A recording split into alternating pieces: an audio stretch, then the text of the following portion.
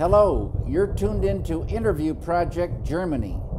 Today we're meeting Eckhart. Eckhart is a scientist. Enjoy the interview.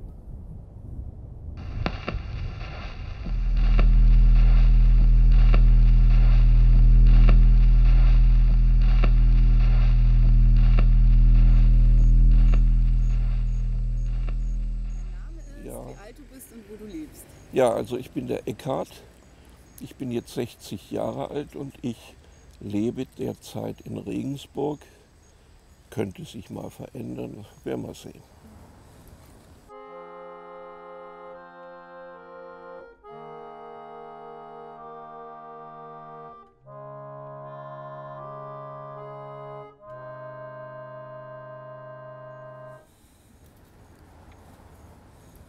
Ich bin 1950 geboren in Nordrhein-Westfalen, in Solingen. Da sind die bekannten Solinger Stahlwaren her. Und meine Eltern, meine Mutter war Pianistin, hat diesen Beruf aber nicht immer ausgeübt. Sie hatte teilweise eine Pension im Schwarzwald, wo es vegetarisches Essen gab, Diätkost. Und später dann hat sie ihren Beruf wieder ausgeübt. Mein Vater, der kommt aus einer sehr reichen Familie mit mehreren Geschwistern.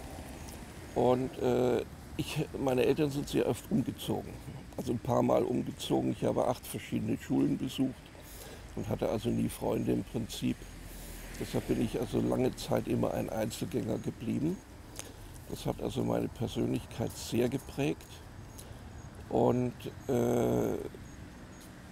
es ging eigentlich so das bewusste Leben erst richtig los, so mit 7 Jahren.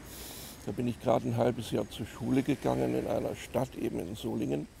Und da sind meine Eltern umgezogen auf ein Dorf im Schwarzwald und hatten da ihre Pension dann aufgemacht und ziemlich fernab aller Zivilisation. Ja, und ich war also 5. Rad am Wagen. Die hatten ja mit ihrer Pension zu tun. Ich habe meinen Vater kaum gesprochen, der war auch krank dabei, nicht?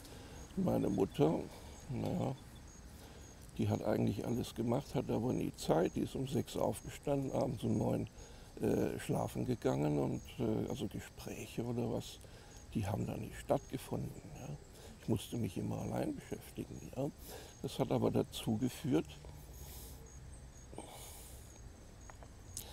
dass ich eben alles und jedes auch selbst erdenken und beobachten musste.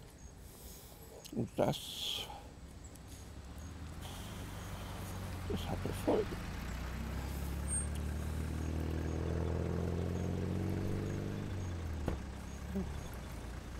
Seit 1976 habe ich ja übersinnliche Spontanerlebnisse, die sich sowohl prinzipiell als auch speziell immer bestätigt haben, bitte immer, ja, und mir da einen gewissen Überblick gegeben haben. Ich kann Ihnen auch sagen, wie das mit den Paralleluniversen funktioniert.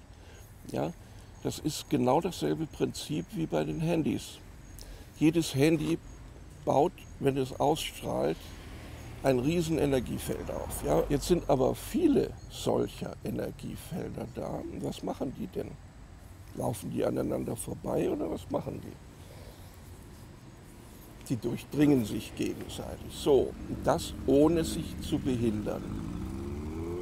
So ist das auch mit den Paralleluniversen. Nicht? Wir nehmen nur das wahr, an was wir sehen dürfen aufgrund dieses Bewusstseinsfeldes, an das wir gebunden sind mit unserem Körper, was auch jedes Atom unseres Körpers steuert, wie das ganze Universum, auch jedes Gehirnteil, die Gehirnfunktion zur Verfügung stellt.